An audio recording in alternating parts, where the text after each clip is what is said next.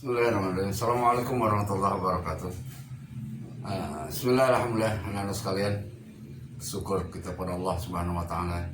Allah yang masih berikan kasih sayangnya pada kita sekalian, termasuk Bapak, sehingga kita masih diberikan kemampuan dan kesanggupan oleh Allah Subhanahu wa taala untuk melaksanakan ibadah saum ini. Anak-anak sekalian, kita sambung materinya yang kemarin Bapak sampaikan. Materi yang kemarin, apa itu saum, siapa yang harus saum. Nah, kali ini kita bertemu dengan Bapak akan sampaikan materi yang selanjutnya, yaitu bagaimana caranya kita laksanakan ibadah saum itu sesuai dengan yang dicontohkan oleh Rasulullah Sallallahu Alaihi Wasallam.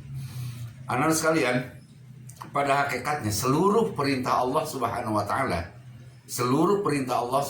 Taala, ini adalah bertujuan untuk tazkiyatun nafs. Apa itu tazkiyatun nafs?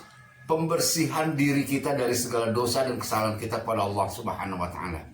Maka karena ini adalah sarana taubat kita pada Allah, maka rukun dan syaratnya harus dan pasti ada. Lalu apa? Kemarin syarat kita sudah sampaikan. Artinya syarat saum itu siapa yang harus melaksanakan ibadah saum.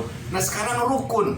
Apa itu rukun? Rukun itu adalah sesuatu yang mesti dan harus dilakukan ketika kita melakukan perintah Allah.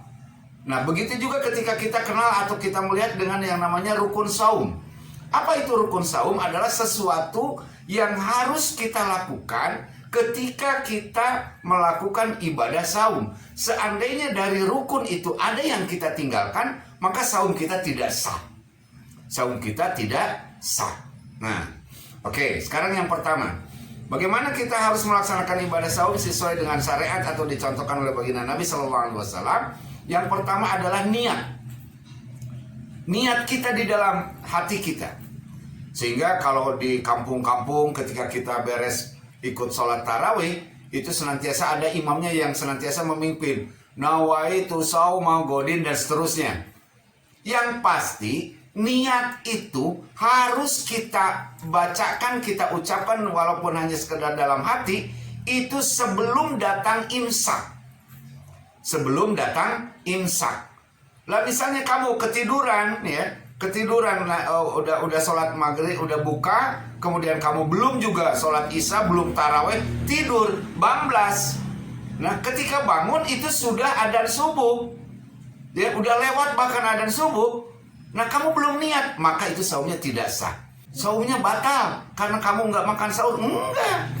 Karena makan sahur itu adalah sunnah. Cuma yang namanya sunnah itu adalah perintah Rasulullah Sallallahu Alaihi Wasallam yang mesti dan harus kita laksanakan. Lalu kenapa kita harus makan sahur? Bukan masalah kuat dan nggak kuat. Kalau nggak sahur nanti puasanya nggak kuat atau saumnya nggak kuat. Bukan itu, nggak ada hubungannya. Kenapa kita makan sahur? Karena ini adalah perintah Nabi. Kata Nabi, fasaharu fa inna fis sahur, tasaharu fa inna bis sahur barokah. Makan sahurlah kamu sekalian, kata baginda Nabi. Kata Rasulullah, sebab di dalam makan sahur itu ada keberkahan. Jadi kalau nanti kelewat makan sahur ya nggak apa-apa. Ini yang pertama. Yang kedua, bagaimana cara kita melaksanakan ibadah saum sesuai dengan yang dicontohkan oleh Rasulullah SAW? Yang kedua, menahan hal-hal yang bisa membatalkan ibadah saum, mulai dari terbit fajar sampai terbenamnya matahari. Makan, minum, ya, dan lain sebagainya, hubungan suami istri kalau sudah menikah dan seterusnya. Nah, ini yang membatalkan. Jadi jangan aneh-aneh. Kalau misalnya, Pak, ada adik saya nangis, batal nggak? Ya enggak. Kalau nangis itu batal kalau nangisnya bari makan permen, batal, ya. Nah sekalian, jadi itu saja yang membatalkan ibadah saum. Ya, itu saja yang membatalkan ibadah saum. Nah, kemudian yang pertama tadi niat, yang kedua adalah apa? Menahan diri dari hal-hal yang bisa membatalkan ibadah saum, mulai dari terbit fajar sampai terbenamnya matahari. Nah, anak-anak sekalian, itu yang membatalkan saum. Ada juga yang membatalkan pahala saum. Saumnya nggak batal. Kita nggak makan, nggak minum, tapi bohong, batal saumnya. Ya, kita nggak makan, nggak minum, nahan sampai adzan maghrib. Tapi misalnya kita gibah, memfitnah orang, nah itu juga batal. Puasa saumnya nggak batal, tapi kita nggak akan dapat pahala apa-apa. Jadi ada dua hal yang bisa membatalkan. Yang membatalkan ibadah saum itu sendiri, dan yang kedua membatalkan pahala saum. Artinya saumnya dapat, tapi nggak dapat pahalanya. Ngerti ya? Nah insya Allah ya, mudah-mudahan ngerti dan mudah kamu nanti catat. Itu saja materi ini atau materi saat ini yang bisa Bapak sampaikan.